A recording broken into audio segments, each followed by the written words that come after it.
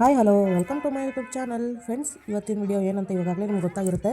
ಸ್ವಲ್ಪ ದಿವಸದ ಹಿಂದೆ ನಾನು ರಾಘವೇಂದ್ರ ಸ್ವಾಮಿದು ಮಂತ್ರಾಲಯಕ್ಕೆ ಹೋಗಿರೋಂಥ ಒಂದು ವಿಡಿಯೋನ ಅಪ್ಲೋಡ್ ಮಾಡಿದ್ದೆ. ಅದರ ಮುಂದಿನ ಭಾಗ ಇದು. ಎರಡು ಭಾಗವಾಗಿ ಹಾಕ್ತಾಯಿದ್ದೀನಿ. ಫಸ್ಟ್ ವಿಡಿಯೋದಲ್ಲಿ ಬರೀ ರಾಘವೇಂದ್ರ ಸ್ವಾಮಿ ದೇವಸ್ಥಾನದ ಮಾತ್ರ ಹಾಕಿದ್ದೆ. ಈ ವಿಡಿಯೋದಲ್ಲಿ ಇದು ಬಂದು ನಾವು ಇವಾಗ ಪಂಚಮುಖಿ ಆಂಜನೇಯ ದೇವಸ್ಥಾನಕ್ಕೆ ಬಂದಿದ್ದೀವಿ. ಪಂಚಮುಖಿ ದೇವಸ್ಥಾನ ಆದಮೇಲೆ ಇದ್ರ ಹಿಂದೆಗಡೆ ಇರೋವಂಥ ಲಕ್ಷ್ಮೀ ದೇವಿ ದೇವಸ್ಥಾನ ನೋಡಿಕೊಂಡು ಹಾಗೆ ಸಂಜೆ ಟೈಮಲ್ಲಿ ಬಿಚ್ಚಾಲಮ್ಮ ದೇವಿ ದೇವಸ್ಥಾನ ನೋಡಿಕೊಂಡು ಈ ವಿಡಿಯೋದಲ್ಲಿ ಇಷ್ಟೆಲ್ಲ ತೋರಿಸ್ಬೇಕು ಅಂತ ಅಂದ್ಕೊಂಡಿದ್ದೀನಿ. ಇವಾಗ ನೋಡಿ, ನಾವು ಫಸ್ಟು ಬೆಳಗ್ಗೆ ಬೇಗನೆ ರಾಘವೇಂದ್ರ ಸ್ವಾಮಿ ದೇವಸ್ಥಾನಕ್ಕೆ ಹೋಗಿ ಅಲ್ಲೆಲ್ಲ ದರ್ಶನ ಮಾಡಿಕೊಂಡು ಅಲ್ಲೆಲ್ಲನೂ ತೋರಿಸ್ಕೊಂಡು ನಿಮಗೆ ಒಂದು ವಿಡಿಯೋ ಹಾಕಿದ್ದೆ ಅಲ್ವಾ. ಇವಾಗ ನೆಕ್ಸ್ಟು ನಾವು ಮಧ್ಯಾಹ್ನ ಆಗಿತ್ತು, ಒಂದು 3 ಗಂಟೆ ಟೈಮಲ್ಲಿ ನಾವು ಇವಾಗ ಪಂಚಮುಖಿ ಆಂಜನೇಯ ದೇವಸ್ಥಾನಕ್ಕೆ ಬಂದಿದ್ದೀವಿ ಆಯಿತಾ. ಇವಾಗ ನೋಡಿ, ಪಂಚಮುಖಿ ಆಂಜನೇಯ ದೇವಸ್ಥಾನಕ್ಕೆ ಒಳಗಡೆ ಹೋಗ್ತಾ ಇದ್ದೀವಿ. ಇಲ್ಲಿ ನೋಡಿ ಫ್ರೆಂಡ್ಸ್, ಕಲ್ಲು ಬಂಡೆಗಳು ಮಾತ್ರ ನೋಡೋಕ್ಕೆ ಅಷ್ಟು ದೊಡ್ಡದು ಮಾತ್ರ ಬಂಡೆಗಳು ಇತ್ತು. ನೋಡೋಕ್ಕೇ ಒಂಥರ ಭಯ ಅನ್ಸೋದು, ಬಿದ್ದುಬಿಟ್ರೆ ಹೆಂಗಪ್ಪ ಏನಪ್ಪ ಅಂತ. ಹಾಗೇ ಇದು ಕಲ್ಲು ಬಂಡೆಗಳಲ್ಲಿ ಮಧ್ಯೆ ಇರೋದಂತೆ ಇದು, ಅಂದರೆ ಪಂಚಮುಖಿ ಆಂಜನೇಯ ಇಲ್ಲಿ ವಾಸವಾಗಿದ್ದಂತೆ ಆವಾಗ. ನೋಡಿ ಕಲ್ಲು ಬಂಡೆಗಳೆಲ್ಲ ಹೆಂಗಿದ್ದಾವೆ ಅಂತ. ಇವಾಗ ನಾವಿಲ್ಲಿ ಫಸ್ಟು ಬಂದಿದ್ದೀವಿ. ಪಂಚಮುಖಿ ಆಂಜನೇಯನ ಗದೆ ಇದೆ ಇಲ್ಲೊಂದು, ಆ ಗದೆನ ನೋಡ್ಕೊಂಡು ಇಲ್ಲಿ ನೋಡಿ ಬಂಡೆಗಳನ್ನ ನೋಡ್ಕೊಂಡು ನಿಂತಿದ್ದಾರೆ. ಎಷ್ಟು ದೊಡ್ಡ ದೊಡ್ಡ ಕಲ್ಲು ಬಂಡೆಗಳಿದಾವೆ ಅಂದರೆ ಅದು ಯಾವ ಸಪೋರ್ಟಿಂದ ನಿಂತಿದ್ದಾವೆ ಅನ್ನೋದೇ ಗೊತ್ತಾಗಲ್ಲ, ಅಷ್ಟು ದೊಡ್ಡ ದೊಡ್ಡ ಬಂಡೆಗಳು.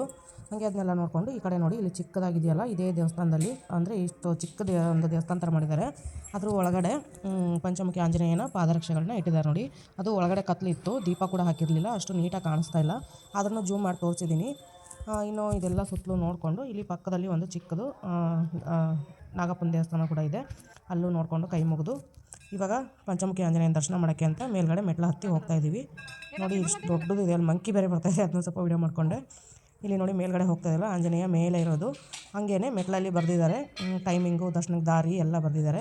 ಆಮೇಲೆ ಇಲ್ಲಿ ಕನ್ನಡ, ಹಿಂದಿ, ಇಂಗ್ಲೀಷ್ ಎಲ್ಲನೂ ಯೂಸ್ ಮಾಡ್ತಾರೆ. ಯಾಕಂದರೆ ಆಂಧ್ರ ಪ್ರದೇಶ ಅಲ್ವಾ, ಇಲ್ಲಿ ಜಾಸ್ತಿ ತೆಲುಗುನೇ ಜಾಸ್ತಿ ಯೂಸ್ ಮಾಡೋದ್ರಿಂದ ಕನ್ನಡದ ಜನನೂ ಬರ್ತಾರೆ ಅಂತ ಹೇಳ್ಬಿಟ್ಟು, ಆಮೇಲೆ ಫಾರಿನರ್ಸು ಬರ್ತಾ ಇರ್ತಾರಲ್ವ ಟೂರಿಸ್ಟ್ ಪ್ಲೇಸ್ಗೆ, ಹಂಗಾಗಿ 3 ಭಾಷೆನಲ್ಲೂ ಬರೆದಿದ್ದಾರೆ. ಆಮೇಲೆ ಇಲ್ಲೊಂದು ಕಲ್ಲು ಬಂಡೆ ನೋಡಿ ಫ್ರೆಂಡ್ಸ್, ಯಾವ ಸಪೋರ್ಟ್ ಇದೆ ನಿಂತ್ಕೊಂಡಿದೆ ನೋಡಿ. ಒಂದು ಚಿಕ್ಕ ಕಲ್ಲು ಬಂಡೆ ಸಹಾಯದಿಂದ ಅದರ ತುದಿಯಿಂದ ನಿಂತ್ಕೊಂಡಿದೆ. ಎಷ್ಟು ದೊಡ್ಡದಿದೆ ಗೊತ್ತಾ ಈ ಬಂಡೆ, ತುಂಬ ದೊಡ್ಡದಿದೆ. ಇನ್ನು ಒಳಗಡೆ ಆಂಜನೇಯನ ದರ್ಶನ ಎಲ್ಲ ಮಾಡಿಕೊಂಡೆ. ಒಳಗಡೆ ತುಂಬ ಚೆನ್ನಾಗಿತ್ತು, ಹಳೆ ಪವಾಡಗಳ ಬಗ್ಗೆ ಎಲ್ಲ ಹೇಳಿದ್ರು, ತುಂಬ ಚೆನ್ನಾಗಿತ್ತು. ಪಂಚಮುಖಿ ಆಂಜನೇಯನ ಮುಖ ದರ್ಶನ ಎಲ್ಲ ಆಯಿತು. ಅದ್ರ ಬಗ್ಗೆ ಸ್ವಲ್ಪ ಕತೆ ಕೂಡ ಹೇಳಿದ್ರು ಅಲ್ಲಿ ಪೂಜಾರಿಯವರು. ಅದನ್ನೆಲ್ಲ ನೋಡಿಕೊಂಡು ಹೊರಗಡೆ ಬಂದ್ವಿ. ಯಾಕಂದರೆ ಒಳಗಡೆ ವೀಡಿಯೋ ಅಲೋ ಇಲ್ಲ ಅಲ್ವಾ, ಅದಕ್ಕೆ ವೀಡಿಯೋ ಮಾಡೋಕ್ಕಾಗಲಿಲ್ಲ. ಅದನ್ನೆಲ್ಲ ನೋಡಿಕೊಂಡು ಇನ್ನು ಹಿಂದೆಗಡೆ ಲಕ್ಷ್ಮೀ ದೇವಸ್ಥಾನಕ್ಕೆ ಹೋಗ್ತಾ ಇದ್ವಿ. ಕಲ್ಲು ಬಂಡೆಗಳಲ್ಲಿ ಇಲ್ಲಿ ನೋಡಿ ದೊಡ್ಡ ದೊಡ್ಡ ಕಲ್ಲು ಬಂಡೆಗಳು ಇದಾವಲ್ಲ, ಅದು ಇಲ್ಲಿ ಬಂದು ಕಲ್ಲಾಗಿದೆಯಾ ಅಥವಾ ಏನು, ನನಗೆ ಅದ್ರ ಬಗ್ಗೆ ಅಷ್ಟೊಂದು ಪುರಾಣ ಕಥೆಗಳು ಅದು ಗೊತ್ತಿಲ್ಲ ನನಗೆ. ಆದರೆ ಅಲ್ಲಿ ಬರೆದಿದ್ರು ಪುಷ್ಪಕ ವಿಮಾನ ಅಂತ. ಮೇಲ್ಗಡೆದು ಒಂದು ಕಲ್ಲು ಬಂಡೆ ನೋಡಿದ್ರೆ ವಿಮಾನ ಥರನೇ ಇತ್ತು. ಅದು ನೋಡೋಕ್ಕೇ ಆಶ್ಚರ್ಯ ಅಂತ ಇತ್ತು, ಖುಷಿನೂ ಆಯಿತು ನೋಡಿ. ಹಾಗೆ ಪಕ್ಕದಲ್ಲಿ ಈ ಕಡೆ ಬಂದರೆ ಹಾಸಿಗೆ ದಿಂಬು ಅಂತ ಇತ್ತು. ಆ ಕಲ್ಲು ಆ ಬಂಡೆಯನ್ನು ನೋಡಿದ್ರೆ ಚಪ್ಪಟೆ ಒಂಥರ ಗಾದೆ ಹಾಸ್ದಂಗೆ ಇತ್ತು, ಬೆಡ್ ಹಾಸಿದ ಥರ ಇತ್ತು. ಮೇಲ್ಗಡೆ ಒಂದು ದಿಂಬು ಒಂದು ಸೈಡಲ್ಲಿ, ಅದ್ರ ಮೇಲೆ ಹೊಚ್ಚಿರೋಂಥ ಒಂದು ಚಾದರು, ಬೆಡ್ಶೀಟು ಆ ಥರ ಇತ್ತು. ನೋಡಿ ತುಂಬಾ ಒಂಥರ ಖುಷಿ ಆಯಿತು. ಅಂದರೆ ಹಳೆಯ ಪವಾಡಗಳು ಏನಾದರೂ ಇರುತ್ತಲ್ಲ, ಅದು ಏನು ನಡೆದಿರುತ್ತೋ ಅದು ಕಲ್ಲಾಗಿದೆಯಾ ಅಥವಾ ಏನು ಕತೆ ಅಷ್ಟೊಂದು ನನಗೆ ಐಡಿಯಾ ಇಲ್ಲ ಅದ್ರ ಬಗ್ಗೆ. ಅಲ್ಲೆಲ್ಲ ಇರೋದನ್ನು ಅದನ್ನೆಲ್ಲ ವೀಡಿಯೋ ಮಾಡಿಕೊಂಡೆ. ಇನ್ನು ಹಿಂಗೆ ಬರ್ತಾ ನನ್ನ ಮಗಳು ಸ್ಟಾರ್ಟಿಂಗಲ್ಲೇ ಕೇಳ್ತಾ ಇದ್ಲು, ಮಮ್ಮಿ ನನಗೆ ಮೆಹಂದಿ ಹಾಕ್ಸು ಅಂತ. ಅದು ಕೆಮಿಕಲ್ ಇರುತ್ತೆ, ಬೇಡ ಬರಮ್ಮ ನೋಡೋಣ ಅಂತೇಳಿ ಕರ್ಕೊಂಬಂದೆ. ಆದರೆ ಅವಳು ಹಠ ಮಾಡಿದ್ಲು ನಂಗೆ ಹಾಕ್ಸು ಅಂತ. ಅವ್ರನ್ನ ಕೇಳಿದೆ ನಾನು, ಕೆಮಿಕಲ್ ಇದು ಅಂತ. ಇಲ್ಲ ಕೆಮಿಕಲ್ ಇರಲ್ಲ, ನಾನು ಕೆಮಿಕಲ್ ಏನು ಯೂಸ್ ಮಾಡಲ್ಲ ಅಂದರು. ಆದರೆ ಮಾಡಿರ್ತಾರೆ ಇಲ್ವಾ ಅಂತ ನಾವೇನು ನೋಡಿರಲಿಲ್ಲ ಕಣ್ಣಿಂದ. ಅವಳು ಹಠ ಮಾಡ್ತಾಯಿದ್ಲು ಅನ್ನೋಕ್ಕೋಸ್ಕರ ಹಾಕಿಸ್ದೆ. ಇನ್ನು ಅಲ್ಲಿ ಲಕ್ಷ್ಮೀ ದೇವಸ್ಥಾನ ನೋಡಿಕೊಂಡು ಇವಾಗ ಬಿಚ್ಚಲಮ್ಮ ದೇವಿ ದೇವಸ್ಥಾನಕ್ಕೆ ಬಂದಿದ್ದೀವಿ. ಅಲ್ಲಿ ಲಕ್ಷ್ಮೀ ದೇವಸ್ಥಾನ ನೋಡೋಕೆ ಹೋದಾಗ ಪೂರ್ತಿ ಕಲ್ಲು ಬಂಡೆಗಳ ಮಧ್ಯೆ ಹೋಗಬೇಕು, ಬಗ್ಗೆ ಹೋಗಬೇಕು. ಅಲ್ಲಿ ಸ್ವಲ್ಪ ದೂರ ನಡಿಬೇಕು. ಅದಕ್ಕೆ ನನ್ನ ಮೊಬೈಲ್ನ ಬ್ಯಾಗಲ್ಲಿ ಇಟ್ಬಿಟ್ಟಿದ್ದೆ, ಮತ್ತು ವೀಡಿಯೋ ಮಾಡೋಕ್ಕಾಗಲಿಲ್ಲ. ಅದರ ಚಿಕ್ಕ ದೇವಸ್ಥಾನ ಅದು, ಚೆನ್ನಾಗಿತ್ತು ಕಲ್ಲು ಬಂಡೆಗಳ ಮಧ್ಯೆ. ಇವಾಗ ನೆಕ್ಸ್ಟ್ ಇಲ್ಲಿ ಪಂಚಮುಖಿ ಆಂಜನೇಯ ಎಂದು ಮೂರ್ತಿಗಳನ್ನ ಮಾಡಿಟ್ಟಿದ್ದಾರೆ. ವಿಶೇಷ ದಿನಗಳಲ್ಲಿ ಮೆರವಣಿಗೆ ಮಾಡ್ತಾರಂತೆ. ಅದರ ಜೊತೆಗೆ ಪಕ್ಕದಲ್ಲಿ ರಾಮನ ಒಂದು ವಿಗ್ರಹನೂ ಕೂಡ ಮಾಡಿಟ್ಟಿದ್ದಾರೆ. ತುಂಬ ಬಿಚ್ಚಲಮ್ಮ ದೇವಿ ದೇವಸ್ಥಾನಕ್ಕೆ ಬಂದಿದ್ದೀವಿ. ಇಲ್ಲಿ ಇವಾಗ ಹೊಳೆನ ನೋಡಿಕೊಂಡು ನಿಂತಿದ್ದೀವಿ. ನೋಡಿ ಹೊಳೆಯಲ್ಲಿ ನೀರಿಲ್ಲ, ಕಲ್ಲು ಬಂಡೆಗಳು ಮಾತ್ರ ಕಾಣಿಸ್ತಾ ಇದ್ದಾವೆ. ಎಷ್ಟು ದೊಡ್ಡ ದೊಡ್ಡದಾಗಿ ಕಾಣಿಸ್ತಾ ಇದ್ದಾವೆ ಅಂದರೆ ಫುಲ್ಲು ಮರಗಳು, ಗಿಡಗಳು, ಬಂಡೆಗಳು, ನೀರು ಬರೀ ಅದೇ ಇರೋದು. ಆಮೇಲೆ ನಾಗಪ್ಪನ ಕಲ್ಲುಗಳು ಜಾಸ್ತಿ ಇದ್ದಾವೆ ಇಲ್ಲೆಲ್ಲ. ಇನ್ನೆಲ್ಲ ನೋಡಿಕೊಂಡು ನಾವು ಕತ್ಲೆ ಆಗಿತ್ತು ಆಗಲೇ, ಅಲ್ಲೆಲ್ಲ ನೋಡಿಕೊಂಡು ಇಲ್ಲಿ ಬರೋ ಅಷ್ಟರಲ್ಲಿ ಒಂದು 6 ಗಂಟೆ ಆಗಿತ್ತೇನೋ. ನೋಡಿ ಇಲ್ಲಿ ತೆಪ್ಪ ಬೇರೆ ಇಟ್ಟಿದ್ದಾರೆ. ತೆಪ್ಪ ಅಂದರೆ ಯಾರಾದರೂ ಕರ್ಕೊಂಡು ಹೋಗ್ತಾರಾ ಅಥವಾ ಏನಾದರೂ ಏನಕ್ಕೆ ಇಟ್ಟಿದ್ದಾರೆ ಅಂತ ಗೊತ್ತಿಲ್ಲ ನನಗೆ. ಸುಮ್ಮನೆ ನೋಡ್ಕೊಂಡು ಬಂದ್ವಿ ನಾವು ಅಷ್ಟೇ. ಹಾಗೆ ಫಸ್ಟು ನಾಗಪ್ಪನ ಕಲ್ಲುಗಳು ಆದಮೇಲೆ ಇಲ್ಲೊಂದು 2-3 ಲಿಂಗಗಳು ಇದ್ದವು, ಬಸವಣ್ಣ ಲಿಂಗ ಎಲ್ಲ ಇತ್ತು. ಅಲ್ಲೆಲ್ಲ ಕೈ ಮುಕ್ಕೊಂಡು, ಅಲ್ಲಿ ಹೋಮದ ಕುಂಡ ಬೇರೆ ಇತ್ತು, ಅಲ್ಲೆಲ್ಲ ಕೈ ಮುಗಿದು ಇನ್ನು ನೆಕ್ಸ್ಟು ಇಲ್ಲೇ ರಾಘವೇಂದ್ರ ಸ್ವಾಮಿಗಳು ಇದ್ದಂಥ ಒಂದು ಜಾಗ ಇದೆಯಲ್ಲ, ಆ ಜಾಗನೂ ನೋಡಿಕೊಂಡು ಅಲ್ಲಿ ವೀಡಿಯೋ ಮಾಡೋಕ್ಕೆ ಬಿಡಲಿಲ್ಲ. ಪೂಜೆ ಮಾಡಿ ನಡೀತಾ ಇತ್ತು. ಕ್ಯಾಮ್ರಾ ಎಲ್ಲ ಆಫ್ ಮಾಡಿ ಅಂತ ಇದ್ದರು, ಮೊಬೈಲಲ್ಲಿ ಯೂಸ್ ಮಾಡೋಂಗಿಲ್ಲ ಅಂತ. ಹಂಗಾಗಿ ನಾನು ವೀಡಿಯೋ ಮಾಡೋಕ್ಕಾಗಲಿಲ್ಲ. ಅಲ್ಲೆಲ್ಲ ನೋಡಿಕೊಂಡು ಇನ್ನು ಮತ್ತೆ ಇಲ್ಲಿ ಬಂದಿದ್ದೀವಿ. ಹೊಳೆ ಆ ಕಡೆಯಿಂದ ಒಂದು ಕಡೆ ನೋಡಿದ್ವಿ, ಈಗ ಇನ್ನೊಂದು ಕಡೆಯಿಂದ ಈ ಕಡೆ ನೋಡ್ತಾ ಇದ್ದೀವಿ. ಮಕ್ಕಳೆಲ್ಲ ತುಂಬ ಎಂಜಾಯ್ ಮಾಡ್ತಾಯಿದ್ರು. ಇನ್ನೆಲ್ಲ ನೋಡೋಕ್ಕೆ ತುಂಬ ಚೆನ್ನಾಗಿರುತ್ತೆ ಅಲ್ವಾ. ಮನೇಲೇ ಸ್ಕೂಲು ಮನೆ ಅಂತ ಇರೋ ಮಕ್ಕಳಿಗೆ ಈ ಥರ ಕರ್ಕೊಂಡೋಗಿ ತೋರಿಸಿದಾಗ ಅವ್ರಿಗೂ ಒಂಥರ ಹೊಸ ಜಾಗ, ಹೊಸ ವಾತಾವರಣ ಇರುತ್ತೆ. ನೋಡೋಕ್ಕೆ ತುಂಬ ಖುಷಿ ಆಗುತ್ತೆ ಅವ್ರಿಗೆ. ಅಲ್ಲೊಂದು ಐತೆ ದೋಣಿ. ನೋಡಿ ಅಲ್ಲೊಂದು ಇಲ್ಲೊಂದು ತೆಪ್ಪಗಳನ್ನ ಇಟ್ಟಿದ್ದಾರೆ. ನೀರು ಮಾತ್ರ ಇಲ್ಲ, ಮಳೆ ಬಂದಿರಲಿಲ್ಲ, ಬಿಸಿಲು ತುಂಬ ಇತ್ತು. ಆವಾಗ ನಾವು ಹೋದಾಗ ಮಳೆ ಇರಲಿಲ್ಲ ಅಲ್ವಾ, ಅದಕ್ಕೆ ನೀರು ಕಡಿಮೆ ಆಗಿತ್ತು. ಮಳೆ ಬಂದು ನೀರಿದ್ದಾಗ ದೇವಸ್ಥಾನದವರೆಗೂ ನೀರು ಬರುತ್ತಂತೆ, ಅದನ್ನು ನೋಡಿದವ್ರಿಗೆ ಗೊತ್ತಿರುತ್ತೆ. ಹಾಗೆ ಇವಾಗ ಅದನ್ನೆಲ್ಲ ನೋಡಿಕೊಂಡು ಇವಾಗ ಮೇಲ್ಗಡೆ ನಾವು ಮೆಟ್ಲು ಹತ್ತಿ ಹೋಗ್ತಾ ಇದೀವಲ್ಲ, ಇಲ್ಲಿ ಬಿಚ್ಚಲಮ್ಮ ದೇವಿ ದೇವಸ್ಥಾನ ಇದೆ. ಒಂದು ಚಿಕ್ಕದಾಗಿ ಮಾಡಿದ್ರು, ಚೆನ್ನಾಗಿ ಮಾಡಿದ್ದಾರೆ. ದೇವಸ್ಥಾನ ತುಂಬ ಚೆನ್ನಾಗಿತ್ತು. ಹಾಗೆಯೇ ಒಂದು ನಾಗಪ್ಪನ ಕಲ್ಲುಗಳನ್ನ ಉದ್ದಕ್ಕೆ ಇಟ್ಟಿದ್ದಾರೆ. ಇಲ್ಲಿ ಸಾಲಿಗೆ ನಾಗಪ್ಪನ ಕಲ್ಲುಗಳಿದ್ದಾವೆ. ಅದನ್ನು ಒಂದು ಚಿಕ್ಕ ದೇವಸ್ಥಾನದ ಥರ ಚೆನ್ನಾಗಿ ಮಾಡಿದ್ದಾರೆ. ಅಲ್ಲೂ ಹೋಗಿ ಕೈ ಮುಕ್ಕೊಂಡು ಬಿಚ್ಚಲಮ್ಮ ದೇವಿ ದೇವಸ್ಥಾನ ನೋಡಿಕೊಂಡು, ಹಾಗೆ ಈ ಕಡೆ ಏನು ಬಿಚ್ಚಲಮ್ಮ ದೇವಿ ದೇವಸ್ಥಾನಕ್ಕೆ ಹೋಗಲಿಲ್ಲ, ಇಲ್ಲಿ ನಾಗಪ್ಪನ ನೋಡಿಕೊಂಡು ಈ ಕಡೆ ವ್ಯೂ ಚೆನ್ನಾಗಿ ಕಾಣಿಸ್ತಾ ಇತ್ತು. ಅದಕ್ಕೆ ಒಂದು ಸ್ವಲ್ಪ ನೋಡ್ಕೊಳ್ಳೋಣ ಮೇಲ್ಗಡೆಯಿಂದ ಹೆಂಗೆ ಕಾಣಿಸುತ್ತೆ ಅಂತ, ಹೊಳೆ ನೋಡೋಕ್ಕೆ ಅಂತ ಮತ್ತೆ ಹೋಗ್ತಾ ಇದ್ದೀವಿ. ಯಾಕಂದರೆ ನೀರು ಈ ಥರ ಇತ್ತೆ ಅಂದರೆ ನೋಡೋಕ್ಕೆ ಎಷ್ಟು ಚೆನ್ನಾಗಿರುತ್ತೆ. ಅದರಲ್ಲೂ ಸಂಜೆ ಟೈಮು, ಸೂರ್ಯ ಮುಳುಗೋ ಟೈಮು, ಆಕಾಶ ನೋಡಿ ಎಷ್ಟು ಚೆನ್ನಾಗಿ ಕಾಣಿಸ್ತಾ ಇದೆ. ಸೂರ್ಯ ಮುಳುಗೋ ಅಂಥ ಹೊತ್ತಲ್ಲಿ ಎಷ್ಟು ದೂರದಿಂದ ಕಾಣಿಸ್ತಾ ಇತ್ತು ನೀರು, ಅಂದರೆ ಫುಲ್ಲು ಚೆನ್ನಾಗಿ ಕಾಣಿಸ್ತಾ ಇತ್ತು. ವ್ಯೂ ಕೂಡ ಚೆನ್ನಾಗಿ ಕಾಣಿಸ್ತಾ ಇತ್ತು. ಆಮೇಲೆ ತುಂಬ ದೊಡ್ಡ ದೇವಸ್ಥಾನ, ಮಕ್ಕಳಿಗೆ ಆಟ ಆಡೋಕ್ಕೆಲ್ಲ ತುಂಬ ಚೆನ್ನಾಗಿತ್ತು. ತುಂಬ ಹೊತ್ತು ಅಲ್ಲೇ ಟೈಮ್ ಸ್ಪೆಂಡ್ ಮಾಡಿದ್ವಿ. 8 ಗಂಟೆವರೆಗೂ ನಾವು ಹೋಗಿದ್ದು, 6 ಗಂಟೆಗಾದರೂ 8-9 ಗಂಟೆವರೆಗೂ ಅಲ್ಲೇ ಇದ್ವಿ. ಮಕ್ಕಳೆಲ್ಲ ಚೆನ್ನಾಗಿ ಆಟ ಆಡ್ಕೊಂಡ್ರು.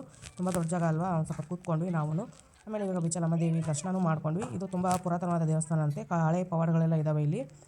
ಹಳೇದು ಏನೇನೆಲ್ಲ ಇದೆ ಅದೆಲ್ಲ ಇಲ್ಲಿ ಗೋಡೆ ಮೇಲೆ ಫೋಟೋಸ್ ಹಾಕಿದ್ದಾರೆ, ಅದನ್ನೆಲ್ಲ ನೋಡ್ಕೊಂಡ್ವಿ. ಲೈಟಿಂಗ್ಸ್ ಎಲ್ಲ ತುಂಬ ಚೆನ್ನಾಗಿ ಹಾಕಿದ್ರು, ನೋಡೋಕ್ಕೆ ಚೆನ್ನಾಗಿ ಕಾಣಿಸ್ತಾ ಇತ್ತು.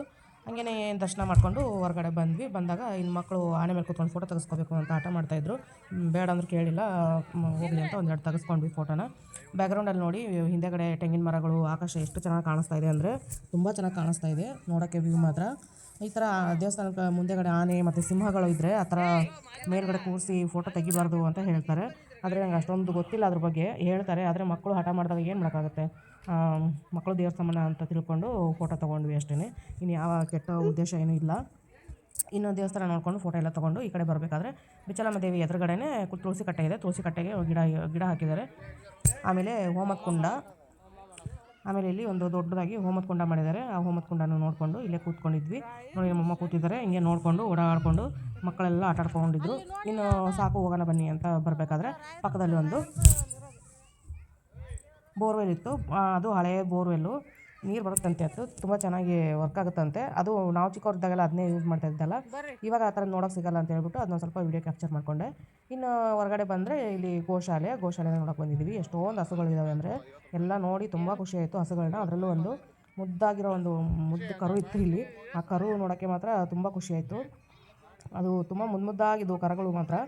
ಇಲ್ಲಿ ನೋಡಿ ಇದ್ದಾವೆ ಹಸು ಕರು ಎಲ್ಲ ಜೊತೆಗೆ ಬಿಟ್ಟಿದ್ದಾರೆ. ಎಷ್ಟೊಂದು ಇದ್ದಾವೆ ಅಂದರೆ ನಾವು ಮೂವಿಲೆಲ್ಲ ನೋಡ್ತಾ ಇದ್ವಿ ಈ ಥರ ಇಷ್ಟೊಂದು ಹಸುಗಳನ್ನ. ಒಟ್ಟಿಗೆ ನೋಡಿರಲಿಲ್ಲ, ಒಟ್ಟಿಗೆ ಅಂದರೆ ಒಂದು 5-10 ಹಿಂಗೆ ನೋಡಿರ್ತೀನಿ. ಇಷ್ಟೊಂದು ಹಸುಗಳನ್ನ ಅವನು ಒಟ್ಟಿಗೆ ನೋಡಿರಲಿಲ್ಲ. ಇವತ್ತು ನೋಡಿದ್ವಿ ಅಲ್ಲಿ. ತುಂಬ ಚೆನ್ನಾಗಿತ್ತು ಹಸುಗಳನ್ನ ನೋಡಿ, ತುಂಬ ಖುಷಿ ಆಯಿತು. ಮಕ್ಕಳು ತುಂಬ ಖುಷಿಪಟ್ಟು ಎಂಜಾಯ್ ಮಾಡಿದ್ರು. ಅದರಲ್ಲೂ ಇಲ್ಲೊಂದು ಮುದ್ದು ಕರು ಇದೆಯಲ್ಲ, ಅದು ನೋಡೋಕ್ಕೆ ತುಂಬ ಖುಷಿ ಆಯಿತು ನನಗೆ. ಅದು ಪಾಪ ಈ ಹಸುಗಳೆಲ್ಲ ಯಾರಾದರೂ ಬಂದರೆ ಏನಾದ್ರು ತಿನ್ನಕ್ಕೆ ಕೊಡ್ತಾರಾ ಅಂತ ಮುಂದೆ ಬರ್ತಾಯಿದ್ವು. ಪಾಪ ಯಾರು ಏನೂ ಕೊಡ್ತಾ ಇರಲಿಲ್ಲ. ಕೆಲವೊಬ್ಬರು ಬಾಳೆಹಣ್ಣು ಆ ಥರ ಏನಾದರೂ ತಂದು ಕೊಡೋರು. ನಾವು ಅಷ್ಟೇ ಊಟಕ್ಕೆ ಅಂತ ರೊಟ್ಟಿ ತೊಗೊಂಡೋಗಿದ್ವಿ, ಅದೆಲ್ಲ ಕೊಟ್ವಿ. ಬಾಳೆಹಣ್ಣು ಅದೆಲ್ಲ ಕೊಟ್ವಿ.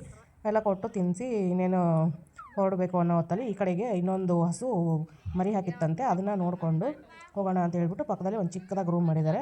ಅಲ್ಲೂ ಒಂದು ಸಪ್ರೇಟಾಗಿ ಒಂದು ಹಸುನು ಮತ್ತು ಒಂದು ಕರುನು ಸಪ್ರೇಟಾಗಿ ಇಟ್ಟಿದ್ದಾರೆ. ಅದನ್ನು ನೋಡಿಕೊಂಡು ಇನ್ನು ಪಕ್ಕದಲ್ಲಿ ಬಾತ್ರೂಮ್ ವ್ಯವಸ್ಥೆ ಎಲ್ಲ ಇದೆ, ವಾಶ್ರೂಮ್ ಎಲ್ಲ ವ್ಯವಸ್ಥೆ ಚೆನ್ನಾಗಿದೆ ಇಲ್ಲಿ.